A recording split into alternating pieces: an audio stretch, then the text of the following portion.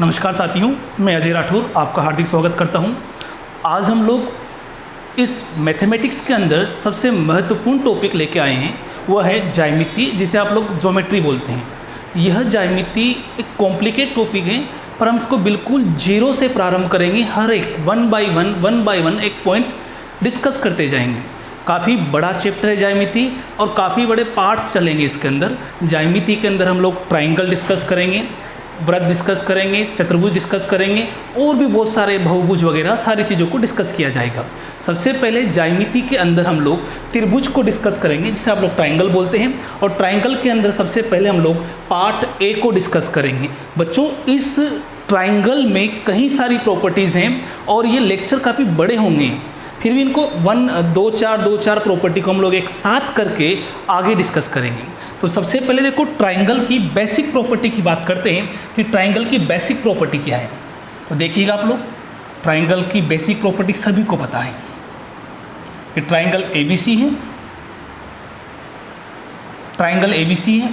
अच्छा, आपने इसे एंगल 1 दे दिया, आपने इसको एंगल 2 दे दिया और आपने इसको एंगल 3 दे दिया। मैंने इस वाली साइड को थोड़ा सा आगे बढ़ाया, इस वाली साइड को भी फिर आगे बढ़ाया गया और इस वाली साइड को भी आगे बढ़ाया गया। आप हटा दीजिएगा ताकि आपको 1 2 3 की फॉर्म में दिखाई दे।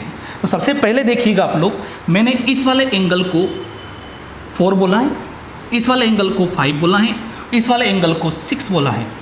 अब देखिएगा, ये जो है ये तो एक स्ट्रेट लाइन हो गई, ये अलग एंगल हो गया, ये अलग एंगल हो गया, ये अलग एंगल हो गया। इसको 7 बोल दिया गया, इसको 8 बोल दिया गया, इसको 9 बोल दिया गया। अब इस डायग्राम में आप लोग ढंग से देखिएगा कि आपको 9 एंगल दिखाई दे रहे हैं। सबसे पहले मैं बात करता हूँ कोण 1, कोण 2 और कोण 3 की। कोण 1 प्लस कोण 2 प्लस कोण 3, इनका जो टोटल सम होगा वो 180 डिग्री होगा, 180 डिग्री होगा। ये जो कोण 1, कोण 2, कोण 3 है, ये त्रिभुज के आंतरिक कोण हैं। उसके बाद फिर आप लोग देखिएगा, कोण 4 प्लस कोण 5 प्लस कोण 6, यह त्रिभुज के बाह्य कोण हैं, जिनका टोटल जो सम होगा वह 360 डिग्री होगा। और उसके बाद आप लोग देखिएगा, ये तो आप लोगों का आंतरिक एंगल हो गए, ये आप लोगों के बाह्य एंगल हो गए। और उसके बाद आप लोग देखिएगा एंगल 7, एंगल 8 और एंगल 9, कोण 7, कोण 8 और कोण 9 जो हैं वो आप लोगों के एक स्ट्रेट लाइन है। इन्हें विपरीत बाह्य कोण भी कहा जाता है। और इनका जो टोटल सम होगा वो 180 प्लस 180 प्लस 180, यानी कि टोटल जो इनका सम होगा वह कितना होगा, 540 होगा, 540 होगा। अगर आपसे यह कहा जाए कि त्रिभुज के तीनों कोणों का योगफल क्या होगा, तो जनरली आपके दिमाग में आता है कि 120 180 डिग्री होगा। लेकिन ध्यान दीजिएगा, त्रिभुज के तीनों कोणों का योगफल 180 डिग्री भी हो सकता है, 360 डिग्री भी हो सकता है और 540 डिग्री भी हो सकता है। डिपेंड करता है कि उसने आपसे पूछा कौन सा है। अगर वो आपसे ये पूछता है कि त्रिभुज के तीनों आंतरिक कोणों का योगफल कितना होगा, तो बच्चों आपका जवाब होगा 180 डिग्री। और अगर आप लोगों से यह पूछा गया कि त्रिभुज के बाह्य कोणों का योगफल क्या होगा, तो आपका जवाब होगा 360 डिग्री। और त्रिभुज के सभी बाह्य विपरीत कोणों का योगफल क्या होगा, तो आपका जवाब होगा 540। तीनों चीज़ें अलग अलग हैं, लेकिन इन चीज़ों को आप लोगों को समझना है। अब और आगे बढ़ते हैं तो देखिएगा आप लोग, ये ट्राइंगल है आप लोगों का, ये जनरल प्रॉपर्टी चल रही है। उसके बाद हम लोग प्रॉपर्टी नंबर 1, गुणधर्म 1, गुणधर्म 2, गुणधर्म 3 डिस्कस करेंगे। अच्छा, इसको आपने कोण A बोल दिया, इसको आपने कोण B बोल दिया, आपने कोण C बोल दिया। कोण A के सामने की भुजा को हम लोग स्मॉल a से डिनोट करते हैं, पर ऐसा भी कोई ज़रूरी नहीं है कि A ही माने, पर हाँ A ज़्यादा कंफर्टेबल है। यहाँ पर किताबों में ये दिया हुआ है। कोण B के सामने की भुजा की लंबाई को हमने B से डिनोट किया है, और कोण C के सामने की भुजा को हम लोगों ने स्मॉल c से डिनोट किया है। आप सभी को पता है, यहाँ पर S equal to A plus B plus C divide by 2, A plus B plus C divide by 2। इस S को हम लोग क्या कहते हैं, अर्ध परिमाप, हाफ पेरीमीटर कहते हैं। और आप लोगों को अगर इस ट्राइंगल का एरिया चाहिए, तो ट्राइंगल का जो एरिया होगा वो ये होगा √S, S minus A, S minus B और S माइनस C। ये सभी को याद है, इस बोर्ड पर लिखे हुए सारे पॉइंट आप लोगों को रिमेंबर हैं। लेकिन अब हम लोग इस ट्राइंगल के अंदर प्रॉपर्टी नंबर 1, प्रॉपर्टी नंबर 2 और प्रॉपर्टी नंबर 3 डिस्कस करेंगे, जो कि काफ़ी महत्वपूर्ण है। वीडियो लेक्चर को आप लोग बिल्कुल धीरे धीरे डिस्कस करिएगा, धीरे धीरे देखिएगा, उससे आपको ज़्यादा समझ में आएगा। ये जनरल प्रॉपर्टीज़ थी, इनमें आपको कोई दिक्कत नहीं आएगी, लेकिन अब जो प्रॉपर्टीज़ आएगी वो थोड़ी सी जटिल हो सकती हैं। तो हम लोग डिस्कस करते हैं। ट्राइंगल के अंदर सबसे पहला गुणधर्म काफ़ी महत्वपूर्ण है और बिल्कुल स्लोली चलेगा। तो ट्राइंगल का पहला जो गुणधर्म है, पार्ट 1 के अंदर पहला गुणधर्म चल रहा है, और इस पहले गुणधर्म के अंदर हम लोग डिस्कस करेंगे भुजाओं पर आधारित।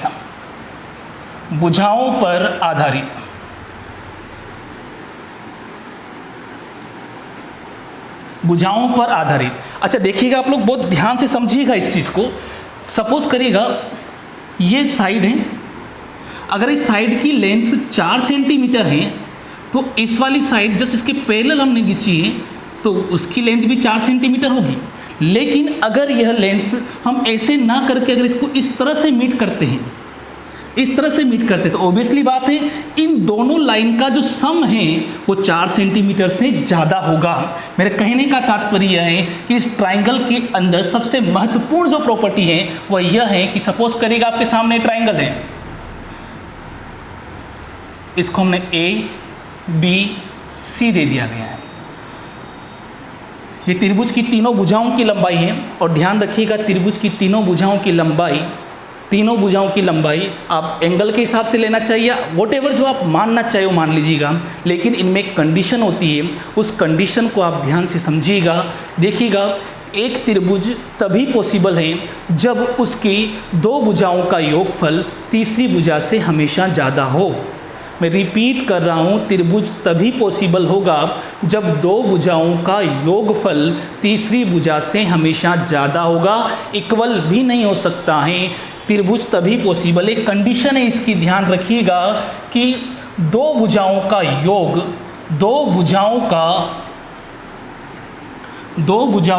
योग हमेशा ज़्यादा होगा तीसरी भुजा से।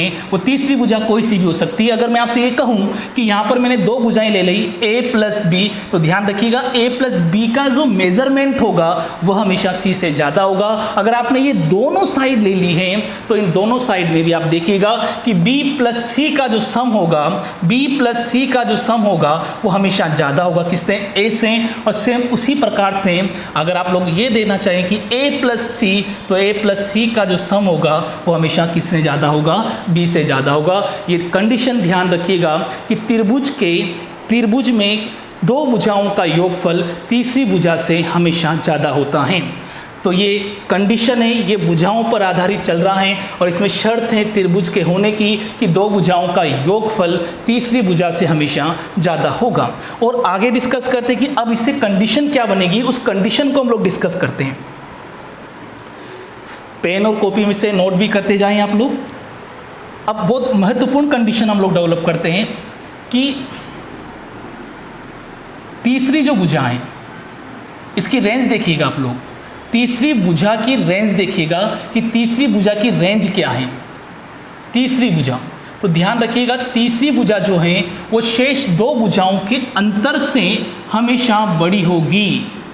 तीसरी भुजा शेष 2 भुजाओं के अंतर से बड़ी होगी, लेकिन योगफल से हमेशा छोटी होगी। ये अंतर किसका है? शेष 2 भुजाओं का, और ये योग क्या है? वही शेष 2 भुजाओं का योग है। यानी कि ध्यान रखिएगा तीसरी भुजा अन्य 2 भुजाओं के योगफल से कम, लेकिन उनके अंतर से हमेशा क्या होगी? ज़्यादा होगी। इस प्रॉपर्टी पर मैं क्वेश्चन करता हूँ। देखो, क्वेश्चन ज्योमेट्री के अंदर एक साथ नहीं कर सकते हैं। ज्योमेट्री के क्वेश्चन तभी होंगे जब आप लोगों को ट्राइंगल की पूरी प्रॉपर्टी याद है, तभी ट्राइंगल के क्वेश्चन पॉसिबल है। लेकिन फिर भी मैं कोशिश करूंगा कि आप लोगों के सामने मैं 1 बाय 1 प्रॉपर्टी लिखूं और उनके 1 या 2 क्वेश्चन हम लोग डिस्कस करें। तो चलो इस वाले कंसेप्ट पर हम लोग क्वेश्चन डिस्कस करते हैं। बच्चों ध्यान से सुनिएगा, अब तक क्या पढ़ा है कि 2 भुजाओं का योगफल तीसरी भुजा से ज़्यादा होगा। हाँ, मैं बार बार रिपीट करूँगा ताकि आपके समझ में आए। दो भुजाओं का योगफल तीसरी भुजा से ज्यादा होगा, और तीसरी भुजा कोई सी भी हो सकती है, अगर आपने दो ले ली तो तीसरी हो गई।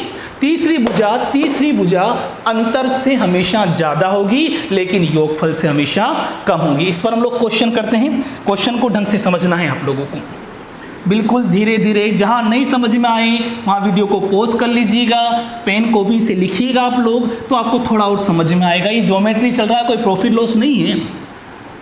हर क्वेश्चन एक नया कंसेप्ट लेके आएगा आप लोगों के लिए। जैसे क्वेश्चन लिखता हूं, देखिएगा, एक त्रिभुज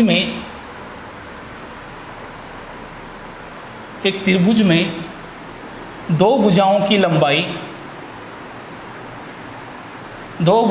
लंबाई क्रमशः 5 सेंटीमीटर तथा 8 सेंटीमीटर हैं। यदि तीसरी भुजा एक धनात्मक पूर्णांक हैं तो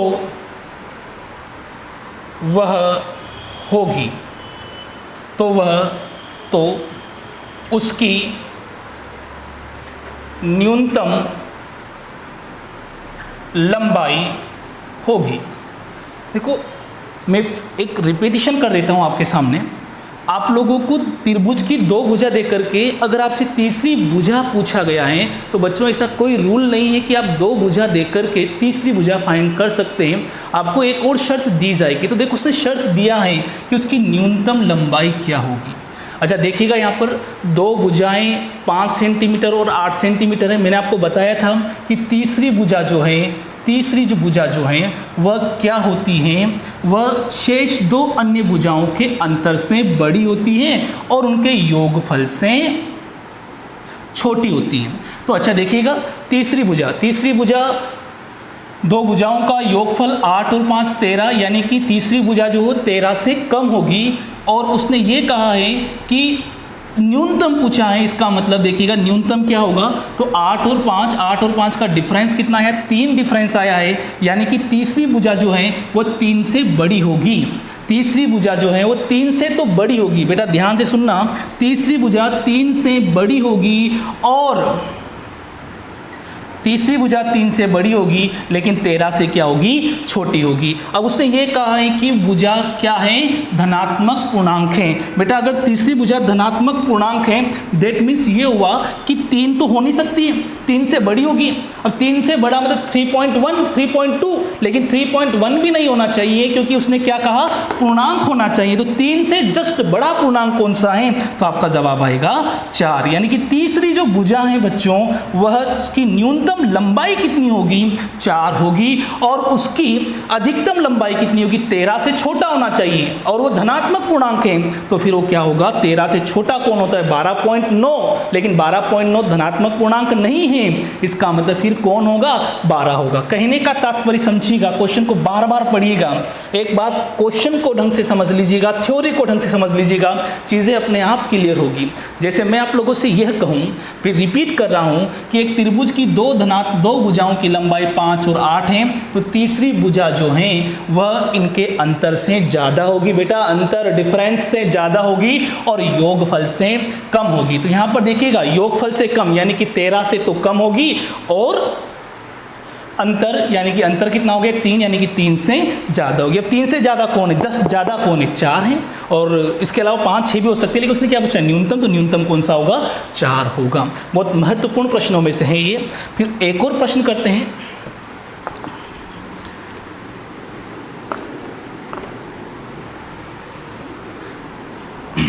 चलो देखना बोर्ड पर। यदि त्रिभुज की दो भुजाओं की लंबाई, त्रिभुज की दो भुजाओं की लंबाई क्रमशः 8 सेंटीमीटर तथा 10 सेंटीमीटर हैं, तथा तीसरी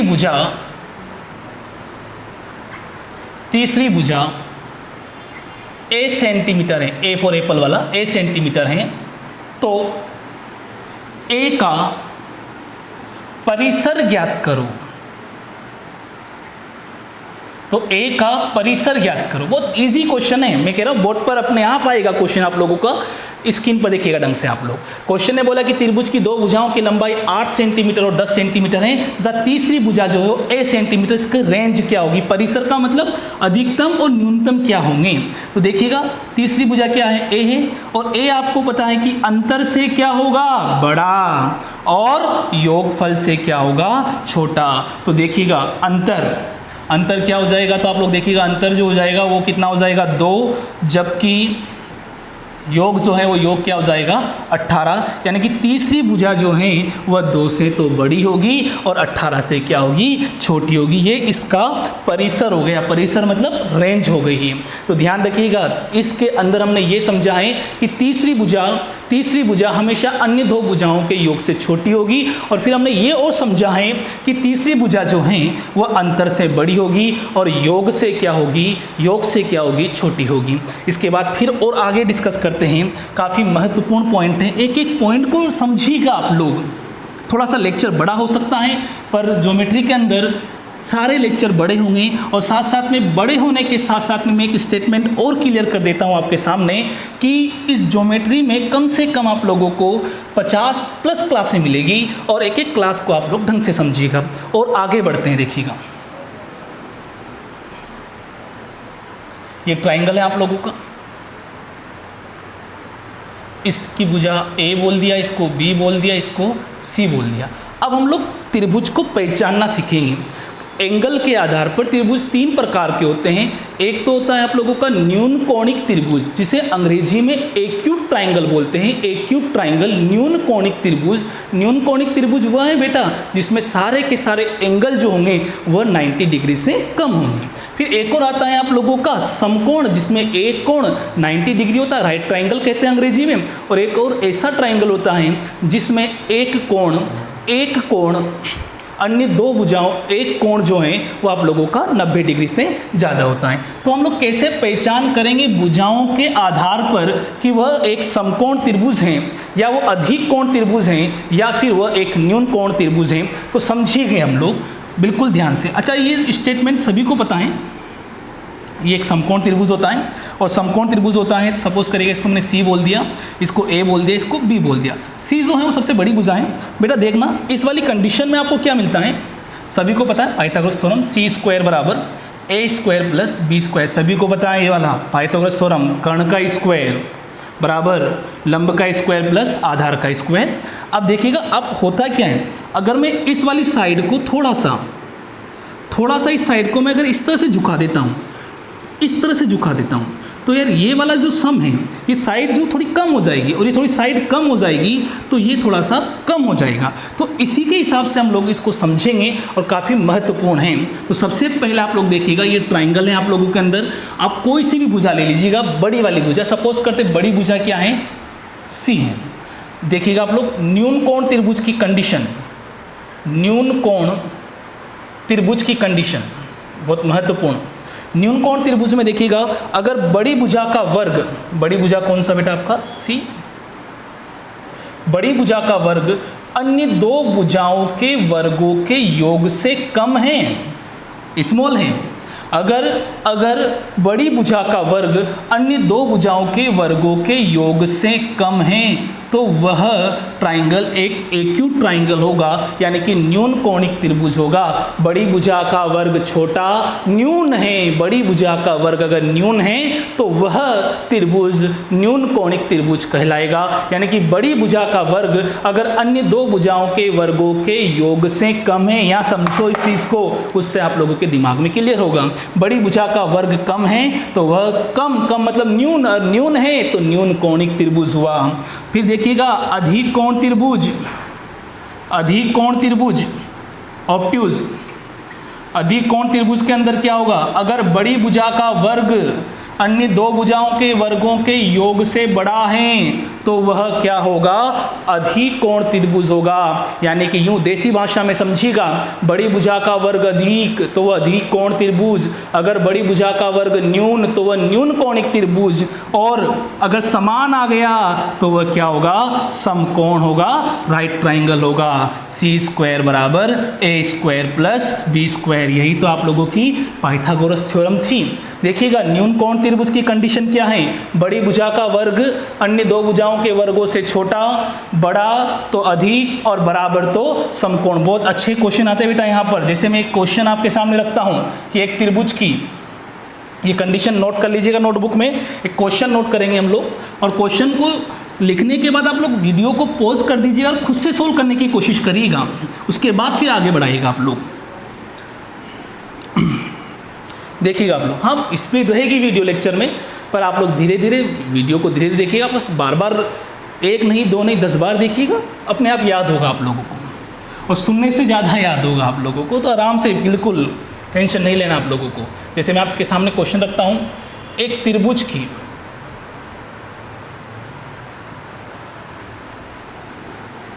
भुजाएं क्रमशः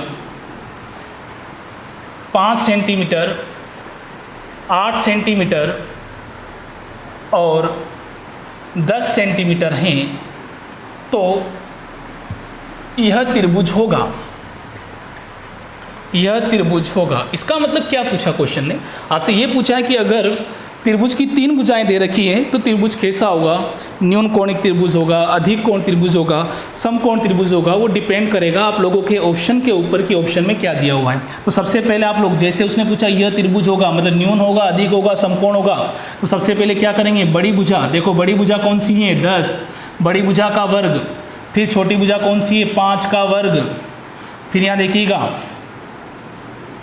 8 का वर्ग। मैंने कहा था कंडीशन देखिए, बड़ी भुजा का वर्ग इस तरफ लिख दिया, 10 का वर्ग कितना होगा 100, इधर 5 का वर्ग कितना हो गया 25, 8 का वर्ग कितना हो गया 64, ये बड़ी भुजा का वर्ग, ये 5 और 4 9, 6 और 2 8। अब देखिएगा यहाँ पर बड़ी भुजा का वर्ग अन्य दो भुजाओं के वर्गों से क्या है, बड़ा, अधिक, और अगर अन्य दो भुजाओं के वर्गों से बड़ी भुजा का वर्ग ज़्यादा है बेटा, तो वह त्रिभुज कैसा त्रिभुज होगा, अधिक कोण त्रिभुज होगा, ऑब्ट्यूस होगा, ऑब्ट्यूस होगा। ध्यान से समझिएगा क्वेश्चन को, मैं फिर रिपीट कर रहा हूँ, अगर दो भुजाओं का वर्ग अन्य दो भुजाओं के वर्गों से छोटा है या फिर बड़ी भुजा का वर्ग बड़ा है तो वह कैसा त्रिभुज होगा, अधिक कोण त्रिभुज होगा। तो उसे इसी तरह से आप लोग पहचानेंगे। सबसे पहले बड़ी भुजा लिया, उसके बाद छोटी भुजाएं इस तरफ लिख दी हैं। 10 का वर्ग 100 हो गया, 5 का वर्ग 25, 8 का वर्ग 64। देखिएगा बड़ी भुजा का वर्ग बड़ा तो वह त्रिभुज कैसा त्रिभुज होगा, अधिक कोण त्रिभुज होगा, अधिक कोण त्रिभुज होगा। अगर मैं यहाँ पर डेटा को चेंज कर देता हूँ तो आप देखिएगा, क्वेश्चन नोट कर लीजिएगा, और जैसे मैं क्वेश्चन लिख दूँ उसके बाद आप लोग वीडियो को पॉज करके सोल्व करने की कोशिश किया करें।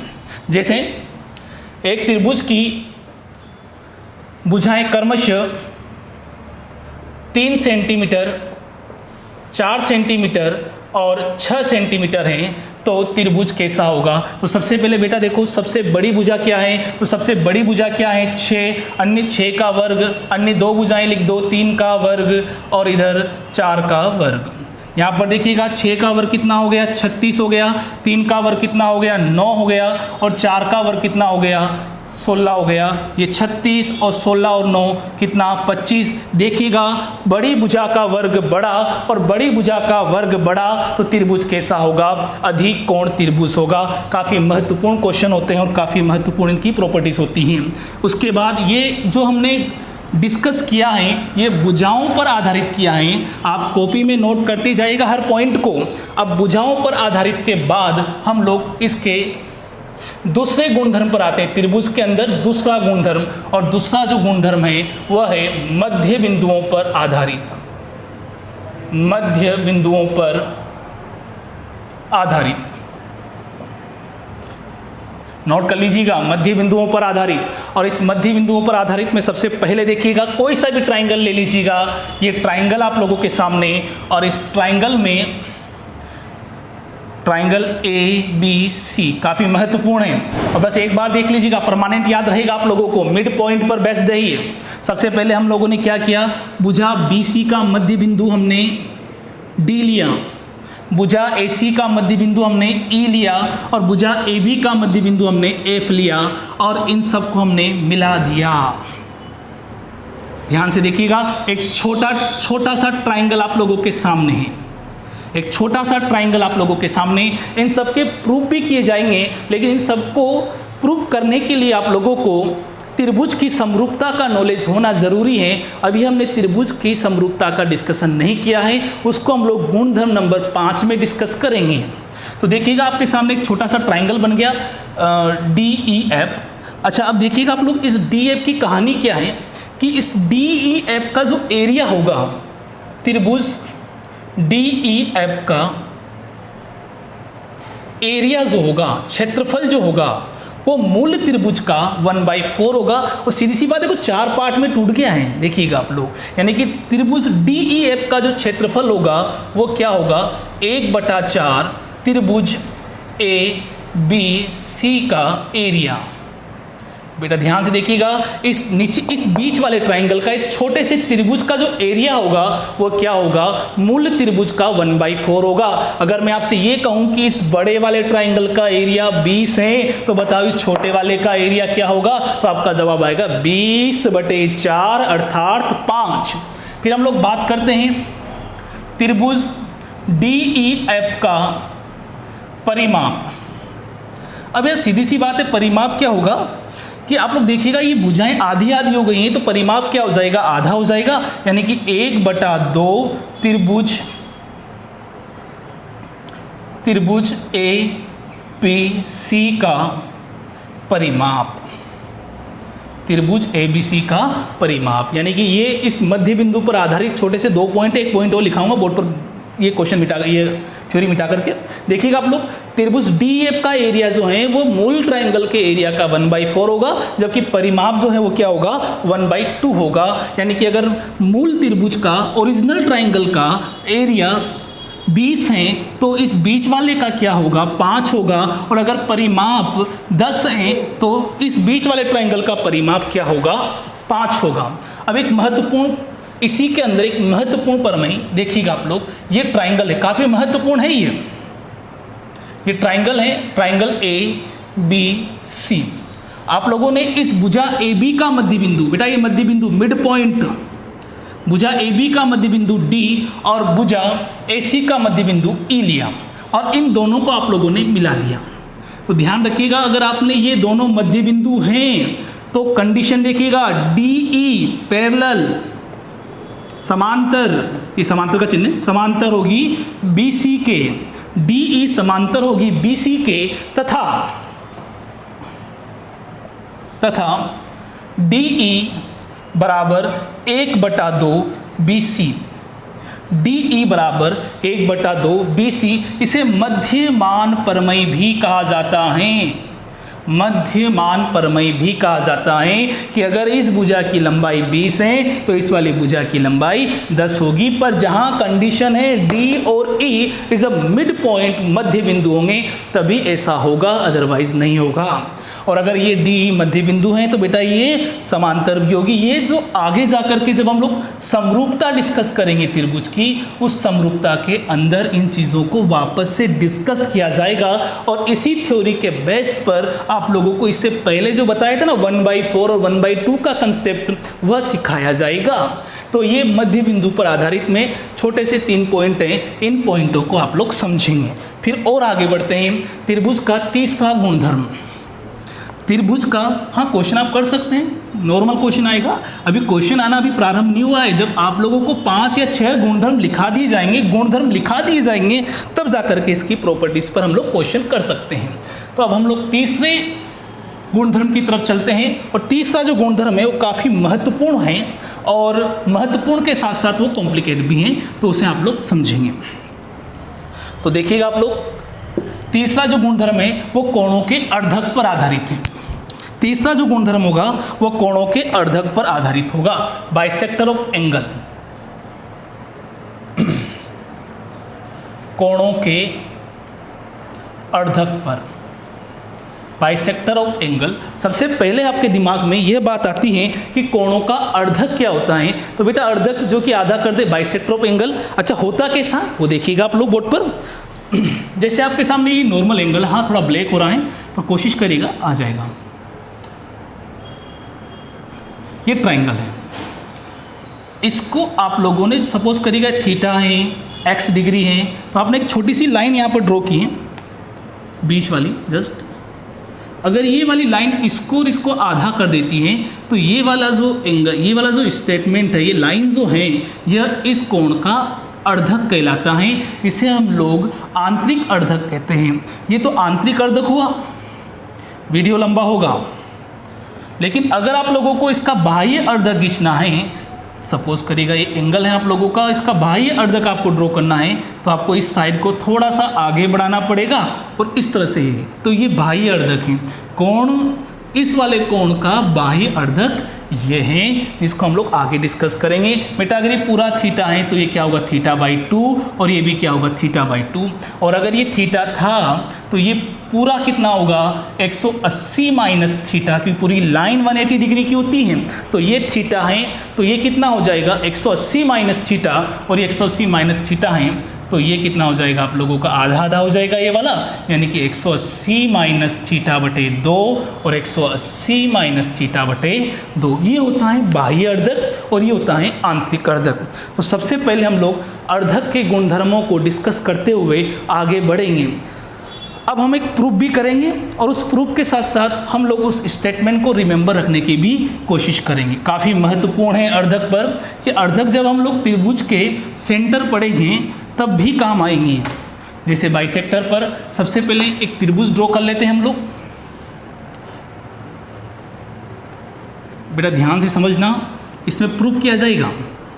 ये ट्राइंगल ए, ट्राइंगल कोण ए, कोण बी और कोण सी। मैंने कोण बी का अर्धक और कोण सी का अर्धक ये दोनों इस वाले पॉइंट पर मिलते हैं। जिसे मैंने कोई भी पॉइंट दे दिया हो, मान लीजिएगा मैंने इसको डी बोल दिया हो और इस वाले को एक्स बोल दिया गया।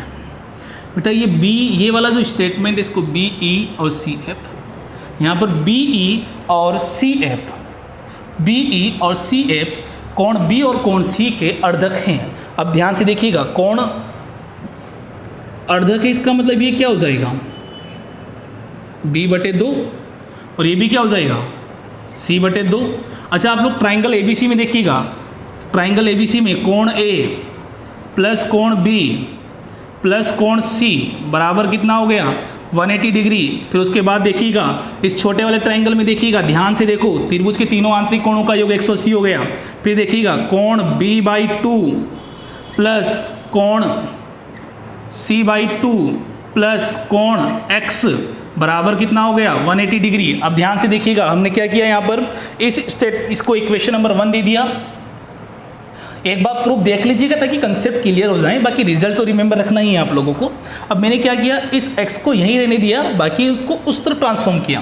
तो देखिएगा angle x equal to 180 minus कोण b/2 माइनस कोण c/2, एंगल 180 डिग्री माइनस यहाँ पर 2 एलसीएम ले लिया मैंने, तो कोण B प्लस कोण C। अब देखिएगा यहाँ पर ध्यान से, कोण B प्लस कोण C, कोण B प्लस कोण C। बेटा ये हटा दो, अगर आपको कोण ये थोड़ा सा अजीब लग रहा है तो कोई दिक्कत नहीं, हम रिमेंबर रखेंगे हाँ भाई कोण B है और वो कोण C है।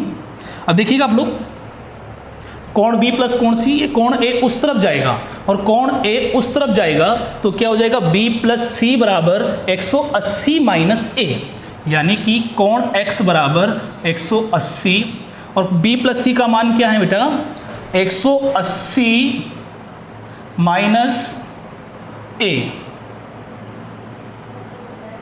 और ये बटे में 2।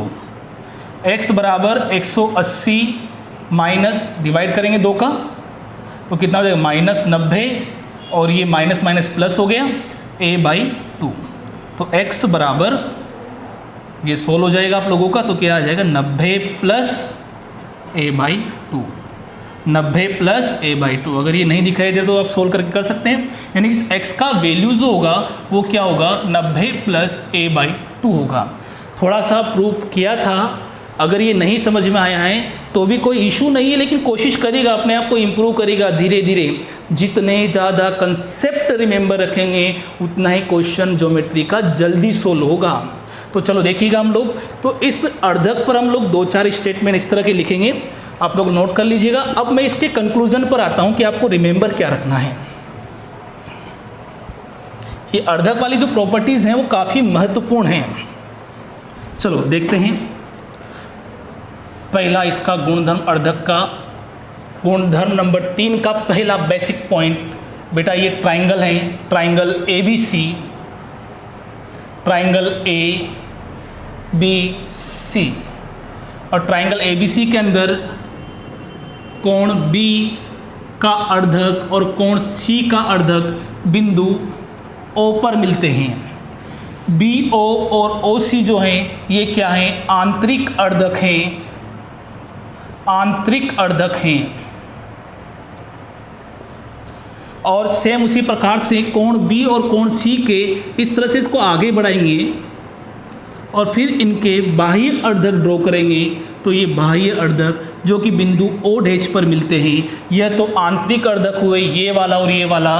और आप लोगों के ये जो हैं, ये 2 पॉइंट जो हैं वो आप लोगों के बाह्य अर्धक हो गए, बाह्य अर्धक। अब ध्यान रखिएगा, आंतरिक अर्धक के बारे में भी हमने प्रूफ किया था बेटा, ये क्या होगा 90 प्लस a/2, और ये क्या होगा, सोल्व कर सकते, इसको प्रूफ कर सकते उसी तरीके से। ये क्या होगा 90 माइनस a/2। ध्यान रखिएगा, अंदर वाला जो होगा वो 90 प्लस a/2 होगा, अंदर वाला जो होगा वो 90 प्लस a/2 होगा, और बाहर वाला जो होगा वो 90 माइनस a/2 होगा। 90 प्लस a/2 और 90 माइनस a/2। ध्यान रखिएगा, इस डायग्राम को दिमाग में फिट कर लीजिएगा आप लोग। ये अर्धक के अंदर पहली प्रॉपर्टी है 90 प्लस a/2 और 90 माइनस a/2। जहाँ पर BO और CO आंतरिक अर्धक हैं, वहीं BO' और CO' बाह्य अर्धक हैं और बिंदु O' पर मिल रहे हैं, और वो वाले बिंदु O पर मिल रहे हैं। ध्यान रखिएगा, अंदर वाला क्या होगा 90 प्लस a/2 होगा, जबकि ये वाला क्या होगा 90 माइनस a/2 होगा। और आगे बढ़ते हैं। अब बच्चों के दिमाग में ये बात आती है कि सर ये तो दोनों आंतरिक थे, इसलिए एक बिंदु पर मिल गए। सपोज करिएगा एक आंतरिक हो और एक बाह्य हो, तो क्या सिचुएशन बनेगी, उस सिचुएशन को आप समझिएगा, नोट कर लीजिएगा इसको।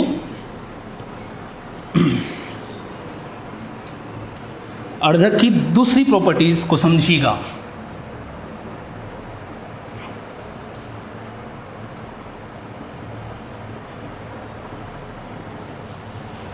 Angle A, angle B, angle C। यहाँ पर मैंने क्या किया, कोण B का आंतरिक समद्विभाजक, कोण B का आंतरिक समद्विभाजक और कोण C का बाह्य समद्विभाजक बिंदु E पर मिल रहे हैं, बिंदु E पर मिल रहे हैं। ये वाला जो BE है, ये BE क्या है, आंतरिक समद्विभाजक किसका, B का। और ये CE जो हैं वो क्या हैं, बाह्य हैं, और वो बाह्य अर्धक किसका, कोण C का। ये बिंदु E पर मिलते हैं, तो इसका जो वैल्यू होगा वो क्या होगा, a/2 होगा, a/2 होगा। ढंग से समझिएगा बच्चों। इससे पहले वाले में अंदर वाला क्या था 90 प्लस a/2, अंदर वाला 90 प्लस a/2 था, बाहर वाला 90 माइनस a/2 था, और बगल वाला साइड वाला a/2 है। यानी कि सब में a/2 तो कन्फर्म है, आना ही आना है बेटा। अंदर वाला ध्यान से समझिएगा, अंदर वाला 90 प्लस a/2, बाहर वाला 90 माइनस a/2, और बगल वाला a/2 होगा आप लोगों का। फिर और आगे डिस्कस करते हैं। ये इसका दूसरा गुणधर्म है, गुणधर्म नंबर 3 के अंदर, यानी अर्धक की दूसरी बात है ये। फिर इसकी तीसरी बात देखिएगा आप लोग। ये ट्राइंगल है आप लोगों के अंदर, आपके पास ट्राइंगल ABC। अब मैंने क्या किया, कोण A का आंतरिक समद्विभाजक खींचा, बेटा AD जो हैं ये आंतरिक समद्विभाजक है, आंतरिक समद्विभाजक हो सकता है उधर दिखाई नहीं दे रहा हो आप लोगों को, लेकिन ध्यान रखिएगा ये AD जो है वो आंतरिक समद्विभाजक है। अगर ये आंतरिक समद्विभाजक है तो यहाँ पर एक छोटा सा रूल लगता है रेशियो वाला, हम कुछ चीज़ें ऐसी हैं जिसे हम लोग अभी डिस्कस नहीं कर सकते हैं, जब समरूपता आएगी तो समरूपता के अंदर इन सारी चीज़ों को एक साथ डिस्कस भी किया जाएगा। और मैं आपको बताऊंगा कि हाँ उस लेक्चर में बताया था आप लोगों को। तो यहाँ पर देखिएगा AB बटा AC, बेटा ध्यान से सुनो, AB बटा, हाँ ये कॉम्प्लिकेट है मुझे पता है, जैसे कॉम्प्लिकेट आता है आपके दिमाग में पता नहीं क्या कचरा आता है। हर चीज़ें इजी होती तो सभी के सिलेक्शन हो जाते, कुछ चीज़ें इजी होती है तो कुछ चीज़ें कॉम्प्लिकेट भी होती हैं। बेटा ये भी थोड़ा कॉम्प्लिकेट ही है, ये तो हमें याद हो गया इसलिए ईजी है, जो चीज़ आपको याद है वो ईजी है, जो नहीं आता वो टफ है। AB बटा AC बराबर BD बटा DC, ये कंडीशन होती है। यानी बच्चों अर्धक के अंदर हमने कितनी बातें सीखी है? 3 बातें सीखी हैं।